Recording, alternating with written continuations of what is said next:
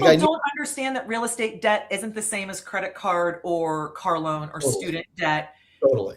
You can't go get a loan to buy a share of Berkshire Hathaway stock. Sure you can, but you can. I mean, yeah, it's called a margin account, right? That's why you have a margin call, which is when people lose a lot of money because then all of a sudden regular investors, or is that restricted to accredited? I don't think. I mean, because I was doing margins when I was in university, so I wasn't accredited at all. But yeah, I mean, so that's why you have a margin call. Margin call is when your asset value drops so fast that the debt that you've backed on that margin on that asset is now callable because it's gone below the net asset value, and they're going to go, Jen, Guillermo, you got to write a check to cover that margin call, or you get 24 hours where we're going to sell the stock that's behind it so you can recover your margin. So let's say you got $100 worth of Berkshire Hathaway stock. Well, whatever. Yeah. And then you can probably margin up to 50% of that.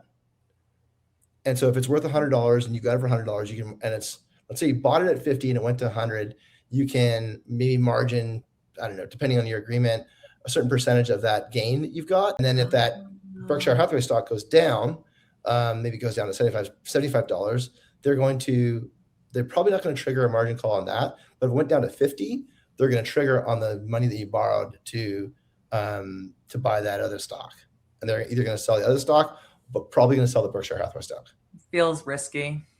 Well, that's what I'm getting at in terms of like real estate, like because you've got fluctuations, but the mark to market doesn't happen on a 24-hour basis. And so since you're not marking to market that asset, you can leverage it with a lot more cushioning for the ups and downs of the market. And that cushioning is what I think is, to your point, it doesn't trigger the dopamine hit of like margin investing or margin like buying calls on margin.